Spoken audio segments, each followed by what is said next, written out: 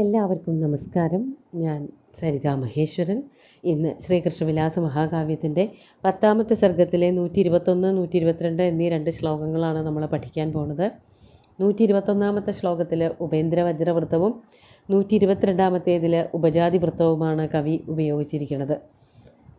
രുക്മിണിയെയും അപഹരിച്ചു കൊണ്ടുപോയ ശ്രീകൃഷ്ണനും അതുപോലെ ബാക്കി യാദവ സൈന്യങ്ങളും ശത്രുക്കളായിട്ടുള്ള ജരാസന്ധൻ, ശിശുപാലൻ തുടങ്ങിയിട്ടുള്ളവരുമായിട്ടുള്ള യുദ്ധം, അതാണ് ഇപ്പോൾ വർണ്ണിച്ചു കൊണ്ടിരിക്കുന്നത്. നമുക്ക് ആദ്യം 121ാമത്തെ ശ്ലോകം നോക്കാം.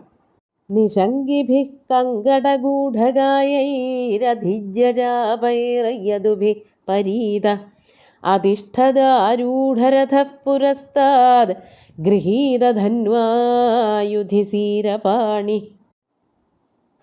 ആദ്യം പദച്ഛേദം പറയാം. നിഷംഗിഭി കങ്കടഗൂഢകായൈഃ അധിജ്യചാപൈഃ യദുഭിഃ പരീത അധിഷ്ഠത് ആരൂഢരഥ പുരസ്താദ് ഗൃഹീതധന്വാ യുധി സീരപാണി. യുദ്ധത്തിൽ ശ്രീകൃഷ്ണൻ രുക്മിണിയെയും കൊണ്ടുപോയി. തൻ്റെ കൂട്ടത്തിൽ പിന്നെ ആരും ഉണ്ടായിരുന്നില്ല, തിരിഞ്ഞു നിന്നു. അത് കണ്ടിട്ട് മറ്റ് സൈന്യങ്ങളൊക്കെ, ശത്രുക്കളുടെ സൈന്യങ്ങളൊക്കെ അവിടെ ആക്രമിക്കാതെ നിന്നു എന്നൊക്കെയാണല്ലോ പറഞ്ഞത്. തത്സമയം എന്താണ് അവിടെ സംഭവിച്ചത്, പിന്നെ ആരാണ് അവിടെ വന്നത് എന്നുള്ളതാണ് പറയണത്.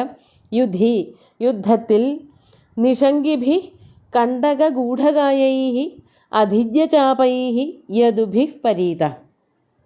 യാദവന്മാരെങ്ങനെയാണ് നിന്നിരുന്നത് എന്നുള്ളതാണ് 3 വാക്കുകളെ കൊണ്ട് പറയണത്. നിഷംഗിഭി കണ്ടകഗൂഢകായൈഃ അധിജ്യചാപൈഃ. നിഷംഗം എന്ന് പറഞ്ഞാൽ തൂണീരം എന്നൊക്കെ പറഞ്ഞാൽ ഒന്ന് തന്നെയാണ്. അസ്ത്രങ്ങൾ ഇട്ട് വയ്ക്കുന്നതായ തൂണി, ആ തൂണികൾ അല്ലെങ്കിൽ നിഷംഗങ്ങൾ ധരിച്ചവരാണ് നിഷംഗികൾ. നിഷംഗിഭി എന്ന് പറഞ്ഞാൽ നിഷംഗികൾ, നിഷംഗികളാൽ, തൂണീരം ധരിച്ചവരാൽ. അതുപോലെ തന്നെ കങ്കടഗൂഢകായൈഃ. കങ്കടം എന്ന് പറഞ്ഞാൽ കവചമാണ്. യുദ്ധസമയത്ത് ആയുധം കൊണ്ടുള്ള പ്രഹരങ്ങളെ ഏൽക്കാതിരിക്കാൻ വേണ്ടിയിട്ട് സൈനികന്മാർ ധരിക്കുന്നതായ കവചത്തിനെയാണ്, ഒരു പ്രത്യേക തരത്തിലുള്ള കോട്ട്, അതിനെയാണ് കങ്കടം എന്ന് പറയുന്നത്. അപ്പോൾ കങ്കടം കൊണ്ട് മറച്ച ശരീരത്തോടു കൂടിയവർ, അതാണ് കങ്കടഗൂഢകായൈഃ. കങ്കടത്താൽ മറയ്ക്കപ്പെട്ട ശരീരത്തോടു കൂടിയവർ. അധിജ്യചാപൈഃ. പിന്നെ എങ്ങനെയുള്ളവരായിരുന്നു യാദവന്മാർ? ഉയർത്തിപ്പിടിച്ച, കുലകയറ്റിയ വില്ലുകളോട് കൂടിയവരും. അപ്പോൾ 3 വിശേഷണങ്ങളാണ് യാദവന്മാർക്ക് കൊടുത്തത്. അമ്പും വില്ലും പിടിച്ച് യുദ്ധത്തിനായിട്ട് തയ്യാറെടുത്ത് കഞ്ചുകം അല്ലെങ്കിൽ കങ്കടം ഒക്കെ ധരിച്ച് തയ്യാറായി നിൽക്കുന്നവർ, അവരാൽ, അങ്ങനെയുള്ള യദുക്കളാൽ, പരീത ചുറ്റപ്പെട്ടവനായി. അത് വേറെ ഒരാളെയാണ് വർണ്ണിക്കാൻ പോണത്. അതാരായിരുന്നു? ഗൃഹീതധന്വാ ആരൂഢരഥ സീരപാണി പുരസ്താദ് അധിഷ്ഠത്. വേറെ ആരുമല്ല, ഏട്ടൻ ബലരാമൻ അപ്പോഴേക്കും എത്തി. വിവാഹത്തിന് മുമ്പ് കുറേ യാദവ സൈന്യം ആയിട്ട് ശ്രീകൃഷ്ണൻ പോന്നപ്പോൾ തൊട്ടു പിന്നാലെ ബലരാമനും സൈന്യവും പോന്നു. ആ രാത്രി മുഴുവനും കഴിച്ചുകൂട്ടിയത് ഇവരെ ഒരുമിച്ചാണെന്നൊക്കെ പറഞ്ഞു. ശ്രീകൃഷ്ണൻ രുക്മിണിയെയും അപഹരിച്ചുകൊണ്ട് വളരെ വേഗത്തിൽ പോയപ്പോൾ തൊട്ടു മുമ്പേ ബലരാമനും പോയിട്ടുണ്ടായിരുന്നു. അത് കവി വർണ്ണിച്ചില്ല. ഇപ്പോഴാണ് മറ്റുള്ള ശക്തികൾ മുഴുവനും ആക്രമിക്കാൻ വേണ്ടി തയ്യാറായി നിൽക്കുമ്പോഴാണ് ശ്രീകൃഷ്ണനെ തൊടാൻ പാടില്ല എന്നുള്ള ആ ഒരു ചിന്തയോട് കൂടിയിട്ട്, ആ ഒരു ധാർഷ്ട്യത്തോട് കൂടിയിട്ട് മുമ്പിൽ തന്നെ വന്നു നിന്നു എന്നാണ് പറയണത്. ഗൃഹീതധന്വ, ധനുസ് കയ്യിലെടുത്തുകൊണ്ട്, കൊലച്ച വില്ല് കയ്യിൽ പിടിച്ചുകൊണ്ട്, ആരൂഢരഥ, രഥത്തിൽ കയറി നിൽക്കുന്നവനായ, സീരപാണി, പേര് സീരപാണി എന്നുള്ളതാണ്. ബലരാമനെയാണ് ഉദ്ദേശിക്കുന്നത്. അപ്പോൾ കയ്യിൽ സീരമുണ്ടായിരുന്നോ എന്നുള്ളത് വിഷയമല്ല, പക്ഷേ സീരപാണി എന്നുള്ളത് ബലരാമൻ്റെ പര്യായമായിട്ടാണ് പറയാറുള്ളത്. ഈ പറഞ്ഞ കലപ്പയൊക്കെ കയ്യിലുണ്ടാവുമായിരിക്കും. അതോടൊപ്പം ഇപ്പോൾ നിൽക്കുന്നത് കയ്യിൽ അമ്പും വില്ലും പിടിച്ചിട്ട് ശ്രീകൃഷ്ണന് ഏറ്റവും വലിയ സംരക്ഷണം കൊടുത്തുകൊണ്ട് പുരസ്താദ്, ഭഗവാന്റെ മുമ്പിലായിട്ട്, ശ്രീകൃഷ്ണൻ്റെ മുമ്പിലായിട്ട് ബലരാമൻ നിലകൊണ്ടു. അധിഷ്ഠത്. എന്തുകൊണ്ടാണെന്ന് വെച്ചാൽ, എന്നെ തോൽപ്പിച്ചിട്ടേ ഇനി ശ്രീകൃഷ്ണൻ്റെയും രുക്മിണിയുടെയും അടുത്തേക്ക് ഏതൊരു രാജാവിനും, ഏതൊരു ശത്രു രാജാവിനും ചെല്ലാൻ പറ്റുള്ളൂ എന്നുള്ളത് കാണിച്ചു കൊടുക്കാൻ വേണ്ടിയിട്ട്, അത് തെളിയിച്ചു കൊടുക്കാൻ വേണ്ടിയിട്ടാണ് ബലരാമൻ മുമ്പിൽ തന്നെ നിന്നത്. ബലരാമൻ ഒറ്റയ്ക്കായിരുന്നില്ല. ബലരാമന് ചുറ്റും വലിയൊരു സൈന്യവ്യൂഹം തന്നെ ഉണ്ടായിരുന്നു. അവരുടെ കയ്യിലെല്ലാം അമ്പുണ്ടായിരുന്നു, വില്ലുണ്ടായിരുന്നു, അവർ കവചങ്ങൾ ധരിച്ചിരുന്നു. അങ്ങനെ ശ്രീകൃഷ്ണനെ വേണ്ടത്ര എല്ലാ തരത്തിലുമുള്ളതായ സംരക്ഷണം നൽകിക്കൊണ്ട് യാദവ സൈന്യം ബലരാമൻ്റെ നേതൃത്വത്തിൽ മുന്നിട്ട് നിന്നു എന്നാണ് ഇവിടെ പറയണത്. ഇനി അടുത്തതായിട്ട് മഹായുദ്ധമാണ്. നമുക്ക് 122 ശ്ലോകം നോക്കാം.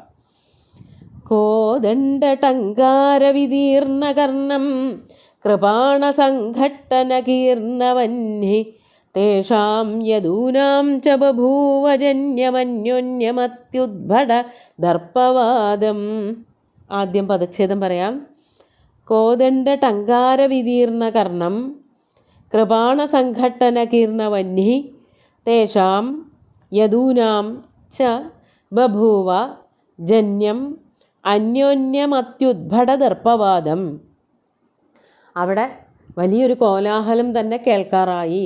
യുദ്ധസമയത്തുണ്ടായ കോലാഹലം എന്തൊക്കെയാണ്? തേഷാം യദൂനാം, ആ യാദവന്മാരുടെ, യുദ്ധത്തിനായിട്ട് തയ്യാറെടുത്ത് നിൽക്കുന്നവരായിട്ടുള്ള യാദവന്മാരുടെ, അവരുടെയൊക്കെ തന്നെ കോദണ്ഡ ടങ്കാര വിദീർണ കർണം, ചുറ്റുപാടും നിൽക്കുന്നവർക്ക്, ശത്രു സൈന്യക്കാർക്കൊക്കെ തന്നെ ഏറ്റവും അധികം അരോചകമായിട്ടുള്ള, ഏറ്റവും ബുദ്ധിമുട്ടുണ്ടാക്കുന്നതായിട്ടുള്ള ശബ്ദം, അതാണ് കോദണ്ഡ ടങ്കാര വിദീർണ കർണം.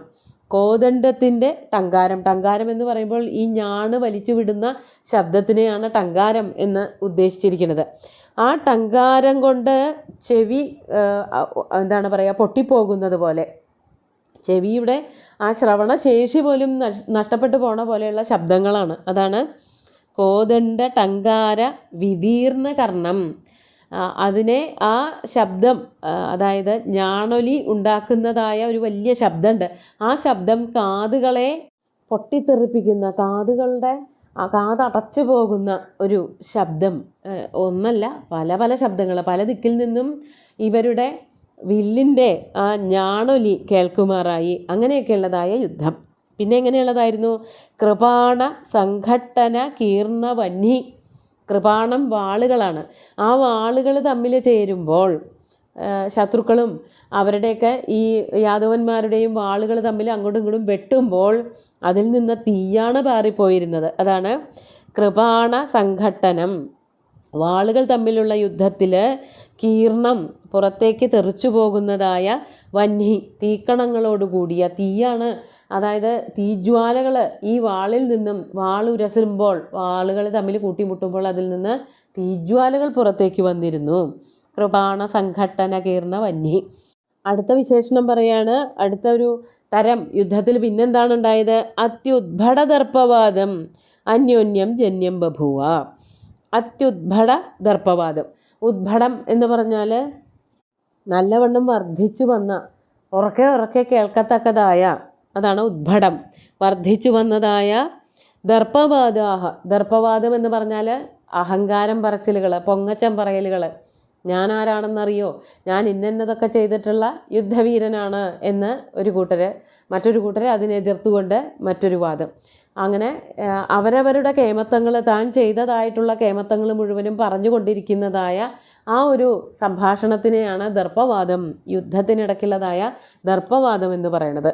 ഇനി അപ്പോൾ ഈ പറഞ്ഞതായിട്ടുള്ള വില്ലുകളുടെ ഒച്ച, വാളുകളുടെ കൂട്ടിമുട്ടലുകൾ, തീപ്പൊരി പാറൽ, അതോടൊപ്പം തന്നെ തീപ്പൊരി പാറുന്നതായിട്ടുള്ള ദർപ്പവാദങ്ങൾ, തമ്മിൽ അഹങ്കാരം പറച്ചിലുകളും ചേർന്നുകൊണ്ട് അന്യോന്യം ജന്യം ബഭൂവ. അന്യോന്യം ജന്യം യുദ്ധം.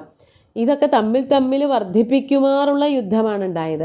ഒരു കൂട്ടർ അഹങ്കാരം കാണിക്കുമ്പോൾ അല്ലെങ്കിൽ പറയുമ്പോൾ മറ്റൊരു കൂട്ടരും അതേപോലെ തന്നെ പറയും.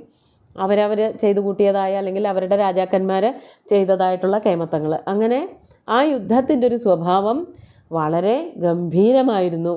ചെറിയ യുദ്ധമൊന്നുമല്ല സംഭവിച്ചത്. ഉണ്ടായത് ശ്രീകൃഷ്ണൻ്റെ സൈന്യം, അല്ലെങ്കിൽ ബലരാമൻ്റെ സൈന്യവും ശത്രു സൈന്യങ്ങളും. അതിൽ ജരാസന്ധനുണ്ടായിരുന്നു, ശിശുപാലനുണ്ടായിരുന്നു, ദന്തവക്ത്രനുണ്ടായിരുന്നു, രുക്മിയുടെ സൈന്യം ഉണ്ടായിരുന്നു. അവരെല്ലാവരും കൂടിയിട്ട് പൊരിഞ്ഞ യുദ്ധമാണ് സംഭവിച്ചത്. അതിൽ വാളുകൾ ഏറ്റുമുട്ടുന്ന ശബ്ദം ഉണ്ടായിരുന്നു, അസ്ത്രങ്ങൾ പ്രയോഗിക്കുന്നത് കാണാമായിരുന്നു, വില്ലുകളുടെ ടങ്കാര ശബ്ദം കേൾക്കാനുണ്ടായിരുന്നു, തീപ്പൊരി പാറുന്നത് കാണാമായിരുന്നു. ഇതിലൊക്കെ ഉപരിയായിട്ട്, ഇതിൻ്റെയൊക്കെ ശബ്ദത്തിൻ്റെ മീതെ നിൽക്കുന്നതായ ദർപ്പവാദങ്ങളും ഉണ്ടായിരുന്നു. അങ്ങനെ അതിഭീമമായിട്ടുള്ള, അതിശക്തമായിട്ടുള്ള യുദ്ധം അവിടെ നടക്കുകയാണ് ചെയ്തത്. നമുക്ക് ഇന്നത്തെ 2 ശ്ലോകങ്ങളും ഒന്നുകൂടി ചൊല്ലി നോക്കാം. നിശങ്കിഭിः കങ്കടഗൂഢകായൈരധിജ്യചാപൈർയദുഭിः പരീത അതിഷ്ഠദാരൂഢരഥഃ പുരസ്താദ് ഗൃഹീതധന്വാ യുധിസീരപാണി കോദണ്ഡടങ്കാരവിദീർണകർണം കൃപാണസംഘട്ടനകീർണവഹ്നി തേഷാം യദൂനാം ച ബഭൂവജന്യമന്യോന്യമത്യുദ്ഭടദർപ്പവാദം. യുദ്ധം എന്നുള്ളത് ഇവിടെ ശ്ലോകത്തിൽ പറഞ്ഞിട്ടില്ല. ഈ വിശേഷണങ്ങളൊക്കെ യുദ്ധത്തിൻ്റെയാണ്. അങ്ങനെയുള്ള അതിഭീമമായിട്ടുള്ള യുദ്ധം നടക്കുകയാണ്. ഏട്ടാനിയന്മാരുടെ സ്നേഹം, അതാണ് കവി വളരെ വിസ്തരിച്ച് പറയാൻ ഉദ്ദേശിച്ചത് ആദ്യത്തെ ശ്ലോകത്തിൽ. എന്തെങ്കിലും ഒരു തരി പോലും കൃഷ്ണൻ്റെ മേലൊരു കോറൽ വീഴാൻ സമ്മതിക്കില്ല ബലരാമൻ. അതുകൊണ്ടാണ് യുദ്ധമായി എന്ന് കേട്ടപ്പോഴേക്കും ശ്രീകൃഷ്ണനും സൈന്യവും, അല്ലെങ്കിൽ ശ്രീകൃഷ്ണനും രുക്മിണിയും കൂടിയിട്ട് ഒന്ന് മാറി നിന്നപ്പോഴേക്കും ബലരാമൻ തൊട്ടു മുമ്പിൽ സജ്ജമായിട്ട് യുദ്ധത്തിന് ഒരുങ്ങിക്കൊണ്ട് നിന്നു എന്നാണ് പറയണത്. ഇനി അടുത്ത ശ്ലോകങ്ങളിൽ ബാക്കി യുദ്ധത്തെ പറ്റിയിട്ടുള്ള വർണ്ണനകളാണ്. അതെല്ലാം അടുത്ത ദിവസം നോക്കാം. സുന്ദരമായിട്ടുള്ള 2 ശ്ലോകങ്ങളും ഭഗവാന്റെ കാൽക്കൽ അർപ്പിച്ചുകൊണ്ട് ഗുരുവായൂരപ്പനെ സാഷ്ടാംഗം നമസ്കരിച്ചുകൊണ്ട് എല്ലാവർക്കും ശുഭദിനം നേർന്നു നിർത്തട്ടെ. നന്ദി.